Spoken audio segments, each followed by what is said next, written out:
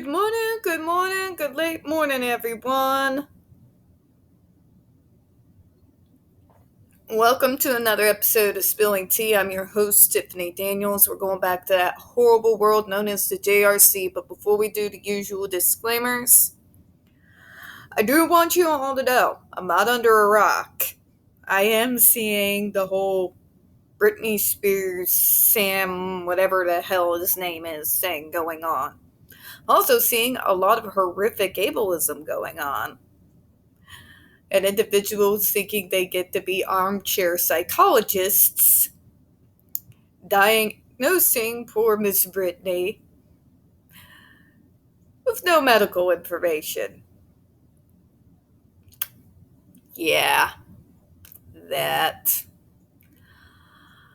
Mainstream media being ableist. Must be a day that ends in Y. I will eventually probably cover it, but I'm not going to be covering what the most of the media is going to be covering it, because I don't like sensationalism. I don't like the media, period. They've been on my shit list since about around 2008. So, what I will be covering is the media's blatant, never-ending ableism, and how they will use celebrities with mental health issues or disabilities to sell papers of being ableist sacks of dicks. Exhibit 1,052,000,052. Okay? Be prepared for that once I eventually have some time. We're not doing pool day today because this morning, while I was drinking my first cup of coffee, I got the awesome news that, as usual, Mom randomly popped up and said, "You want to go to Whitewater?" Whitewater is a water park that we have out here. It's out in the Branson area, same area about around where Silver Dollar City is. So, yay!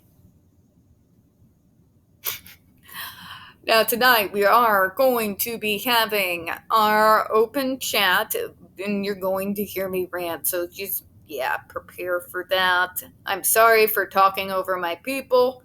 I have a very bad habit of that. And what's really sad is I don't even notice that I'm doing it until I watch the playback later. So, yeah.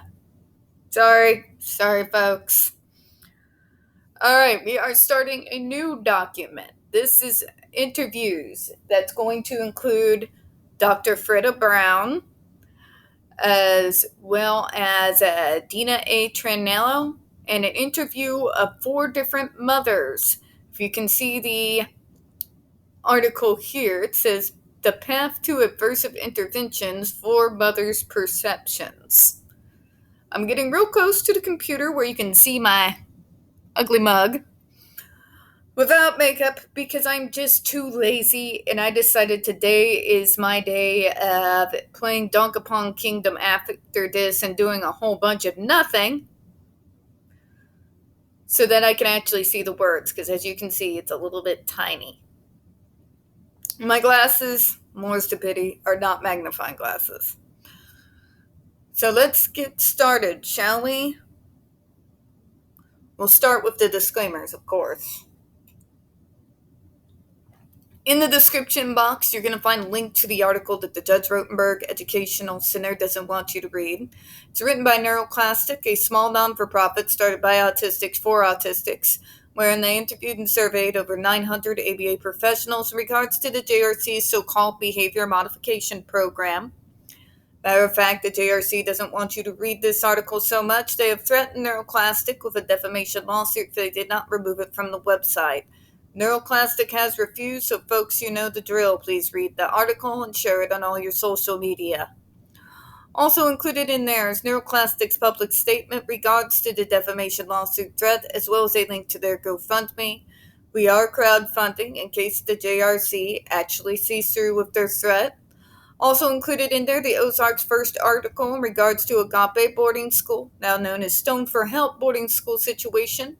A so-called Christian-themed boarding school based out of Stockton, Missouri that takes in so-called troubled male teens that has and pending over 21 civil lawsuits, claims, and allegations leveled against it, all which have been substantiated by the Missouri Department of Social Services, and they include the following: sodomy, rape, sexual assault, child abuse, psychological and emotional abuse, child trafficking, starvation, and that's just for starters. You have one former staff member arrested by the FBI, another a doctor still on the premises with full access to the boys, up on multiple, again, substantiated claims of sodomy, rape, and sexual assault of the boys there. You have an attorney general too busy chasing after drag queens and trying and failing to defund public libraries to do something little, I don't know, like his job. You got a governor off his nut, so please send help, read that article, share it on all your social media. Also included in there, as always, the pertinent links to the Stop the Shocks campaign, including the link to the interviews we're getting ready to read now. Autistic Hoya's massive archive on the subject, from which we have taken this article we're about to go through. Jennifer Masemba's behavioral sheet of shockable offenses. A clip out of the 7-hour ordeal undergone by Andre McCollins back in 2002. The templates and the ever-present self-explanatory change.org shut the Judge Rotenberg Center down petition. When we discuss the JRC, you're going to hear vivid descriptions of and catch clips of surveillance footage of peoples with disabilities being tortured and abused. If you do got young children present, folks, please go ahead and use the headphones, all right? All right, trigger warning, this channel is marked not for children for a reason. Use profanity on occasion and speak on dark subjects. If your child is 16 and younger and they are watching this, parental supervision, folks, obviously. All right. The path to adversive interventions. The four mothers' perceptions. Excuse me. I killed my back this week during workout, so yeah, I have to stretch it every so often so I don't die. All right, we're going to read the italics first.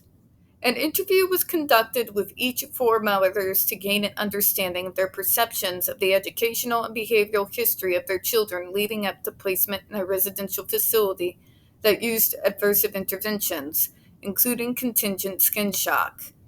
Semi-constructed instruments were used to understand each family's story. These mothers, each of whom indicated wanting to remove their child from the facility, reported about their experiences prior to placement in the facility and their experiences while their child was a resident at the facility. In general, these mothers felt there was a little support for their child or themselves throughout the years prior to the placement. They had minimum participation or say in their child's programs, and they had no real choice in their child's ultimate placement in the facility that used aversive interventions. Mothers also reported experiencing little choice along with significant coercion regarding their child's program at this facility. As a result of this preliminary work, recommendations for future research and practice are discussed. Descriptors. Trigger warning. Contingent electric shock, something that is actually designed, folks, to physically hurt us in order to make sure that we're acting like good performing SEALs. Parent perceptions, aversive interventions. Controversy continues regarding the use of aversive interventions to decrease serious problem behavior. Dumlat, Carr, Homer Zacone, Schwartz, 2008. Johnston, Fox, Jacobson, Green, and Molick, 2006. Treatment acceptability or the perceived appropriateness of specific interventions has been studied since the early 1970s. In general, this literature has demonstrated that the more severe the problem behavior, the more acceptable aversive interventions are perceived to be. Smith and Linshield, 1994. Conversely, it is also suggested the more restrictive the intervention, the less acceptable it is perceived to be. Miltenberger, Lennox, and Efrain, 1989. Perhaps the most contentious aversive strategy that continues to be used today is contingent electric skin shock. Brown, Michaels, Olivia, Wolf, 2008. Specifically the Graduated Electronic Decelerator, GED. The GED is a device that administers a 2-second shock and operates by a motor-controlled pack attached to an individual's back. Skin shock may be delivered randomly on a body part contingent on the identified behavior. In some cases, electrodes are used so the individual receives the shock simultaneously on multiple parts of the body. Jesus Christ. I know all this, but rereading it, I still feel the same level of disbelief and anger. It's the first time I started reading all of this. It never goes away, the complete, just utter disillusionment you feel with the individuals who support this crap. And here's the sad thing. Hollywood, the media, everybody and their neurotypical brother has played upon our so-called behaviors as justification of, well, using corporal punishment on us since the day that the dodos still existed.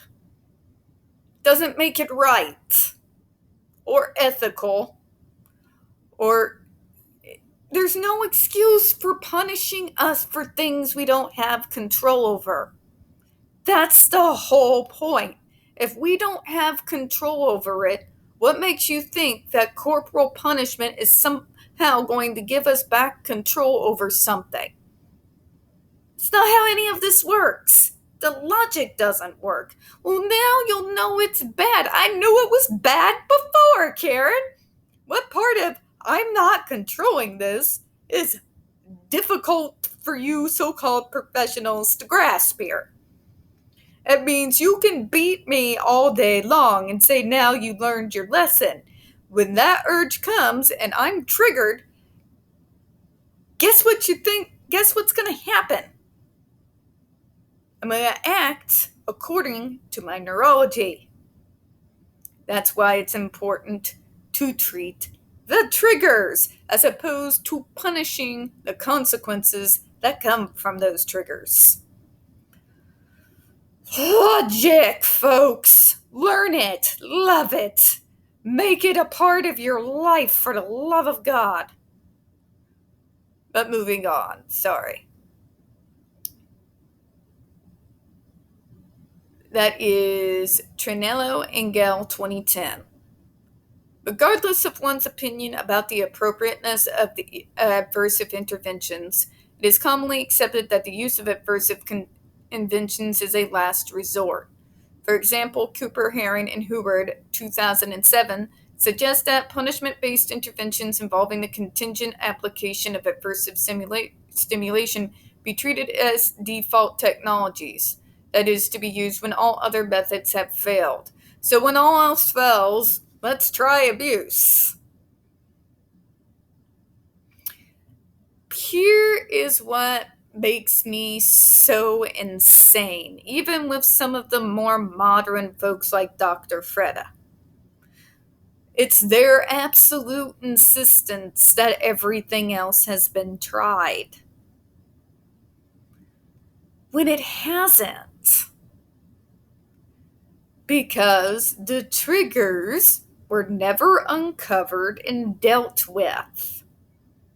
It should be basic psychology 101.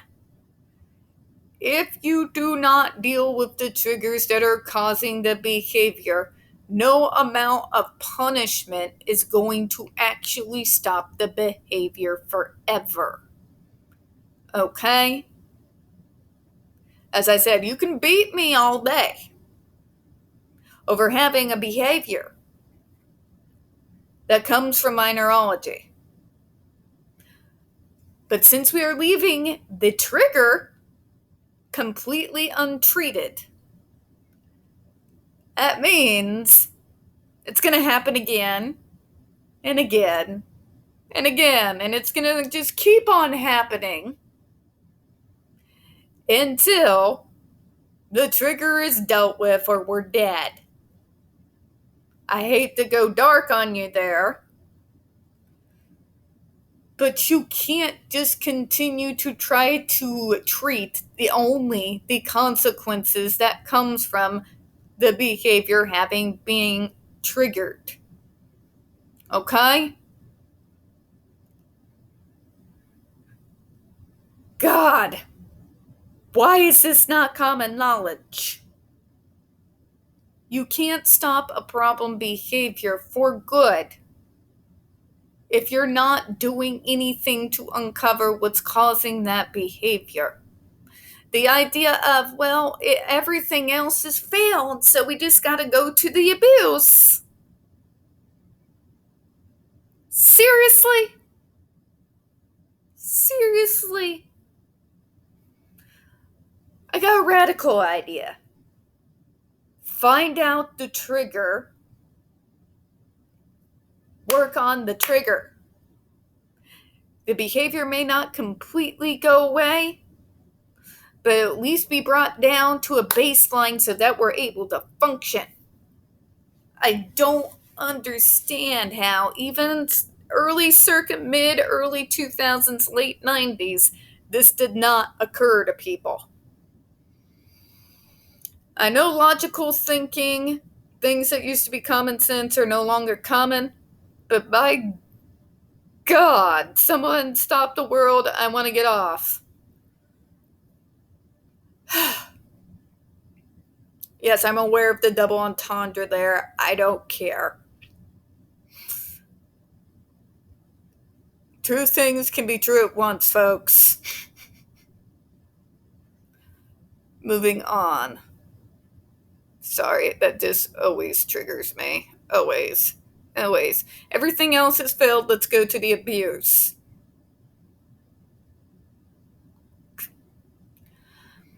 Working under contingency that an aversive intervention is the last resort, several researchers have suggested criteria or procedures that should be tried prior to considering the use of more extreme measure. Cooper et al. 2007 suggests that before using aversive interventions, a functional behavioral assessment must be conducted and a behavior support plan based on assessment data must be designed and implemented. Interventions developed before understanding the behavior inefficient, ineffective, and even harmful. Thank you! Somebody has a brain! Somebody has a brain! Hallelujah! Thank you, Dr. Cooper. I'm gonna need you to get up on your soapbox with a megaphone and preach until these idiots begin to understand it. Full functional assessment, folks. You don't go anywhere without one. By full functional assessment, when done correctly, did delve in to, yes, not just the autism triggers, but the wonderful PTSD ones as well. And wouldn't you know it, we found interventions, reasonable accommodations, and yes, sometimes when it called for, even assistive devices. And folks, the results speak for themselves, don't they? Don't they just, though? They speak loudly. If people would shut up long enough to actually look at it. But we can't have any putting aside of our egos, now can we? Sorry.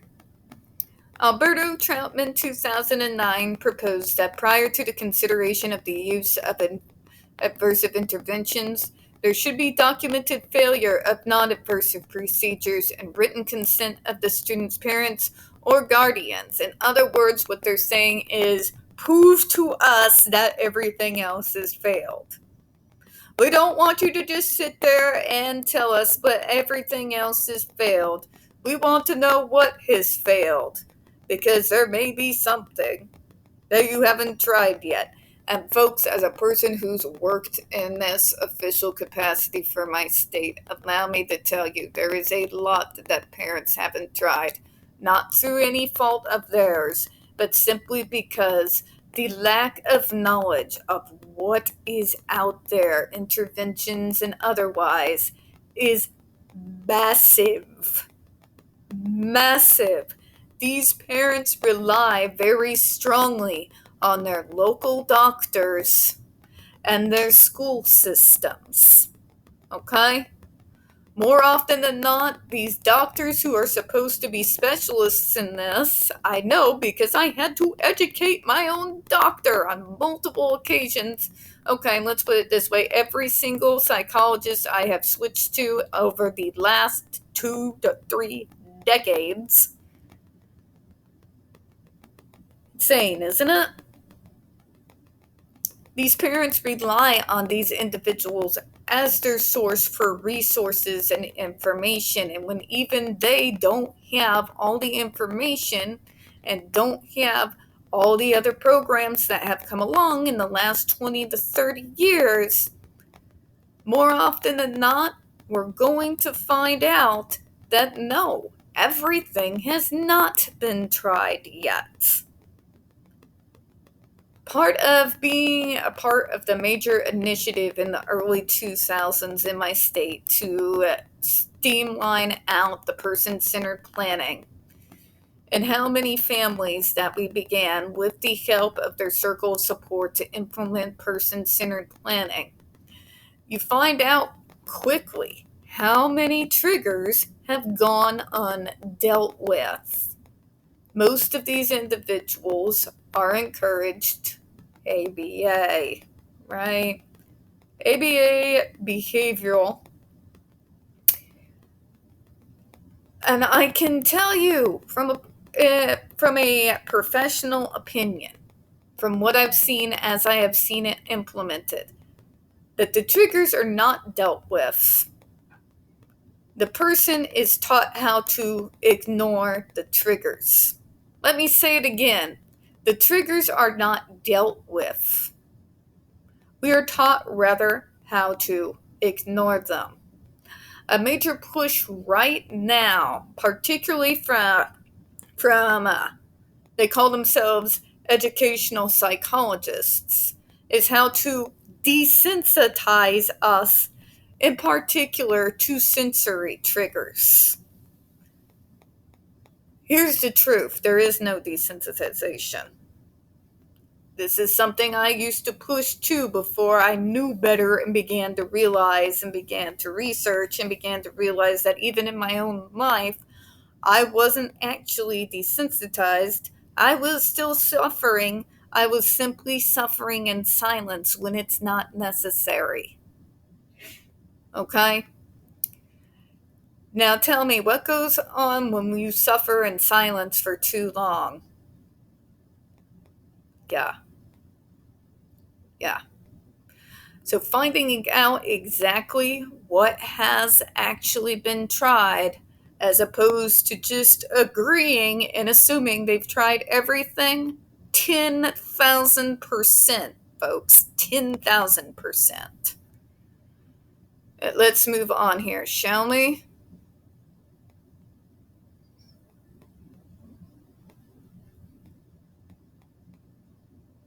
Such parent participation and consent have been suggested as critical in the development and effective of behavioral support, from assessment to program development. Albin, Lucian, Horner, and Flannery, 1996. 1996, folks. Yeah. Bambara, Naumaker, and Koger, 2005. Dunlap, Newton, Fox, and Benito and Vaughn, 2001. Our goal was to examine the historical variables or conditions as reported by four mothers which may have contributed to their child's placement at a facility referred to as the facility, known for its use of controversial aversive interventions, most notably the GED. The facility is a private school with tuition about $220,000 per student per year. Tuition is paid by the Ascending School District, Gonerman, 2007, and adult state agencies where individuals are no longer supported by schools. Although these four mothers were biased, we're biased. We believe that people like me should not be tortured because ineffective people can't seem to figure out that dealing with the triggers before the behavior is actually sound medicine. And that they stated that they wanted their children removed from the facility because of its use of painful aversive interventions, We hope that their stories can provide some insight regarding the path that led to their children's placement at the facility. Documentation of parent advocacy to maintain their children at the facility has been publicized, including websites, magazines, Gonerman 2007, Trinalio, and Engel 2010. However, to date, we are not aware of any reports documenting the stories of parents who opposed the facility. In our interviews, we sought mothers' perceptions regarding prior school experiences, past instructional and behavioral supports. Although we gathered information from historical documents provided to us by the families and attorneys, records were often incomplete or vague, thus of little help in verifying our families' stories. We also asked the families about the events that led up to the placement at the facility. Finally, we were interested in the mothers' experiences with the program while their children attended the facility. In essence, what we present here is the 4 mothers' stories about their children's challenging behavior and the educational path followed prior to and during placement at the facility. The 4 families were referred to us by 2 disability attorneys. We are interested in interviewing families who had children who were either still at the facility or recently discharged and were young enough to have been impacted by the federal legislation, the IDEA, regarding FBA and the positive behavioral support interventions. Attorneys initially contacted families known to them and inquired about their willingness to participate. Families directly contacted by authors via telephone after providing initial consent, at which the time we explained we were interested in hearing their stories. All 4 families expressed interest in talking with us. Interviews occurred in the family member's home, the local library, or by phone for one family who lived a great distance away. Interviews were completed over the course of 3 months. Families were promised confidentiality and pseudonyms are used in all cases. Following our descriptions of adolescent young adult children placed at the facility and their families. Alright, so we're going to go through the stories and get started here coming up in the next video, but all this is very apparent, right? All of this follows with what I've been saying for over the last 3 years since we've been starting to do this exclusively almost on this channel. It's that more often than not, when you delve into these stories, not everything has been tried. And no, it's not always the parent's fault.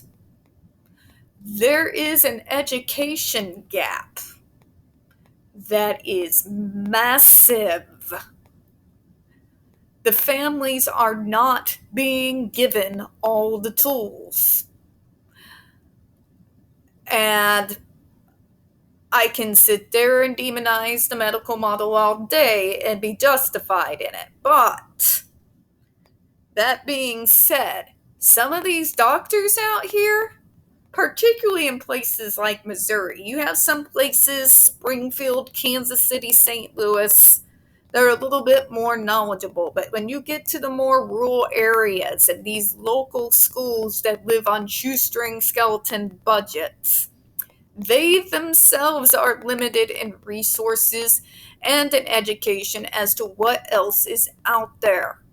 There's gotta be a solution with this major educational gap when it comes to interventions for these kids. Because, my God, the few of us out there who've been out there combating it, and the freaking miles and gas that we have put out there, and the fact that even after we go out and educate, the accessibility to these other resources becomes a major issue. Alright, we're going to close on that before I get in a whole rant about that. So, I am going to get into the major issue of accessibility to other programs out here. I think it's massively important. But right now, we do got to focus on the JRC. We don't get very many views on this channel. The few that we do get do tend to get removed from time to time. So please don't forget to hit the like button, hit subscribe, and don't forget to hit the comments. I do appreciate your time. As always, we here at Spilling Tea hope you have a good one. I'll see you in a couple of minutes. Bye bye, everyone.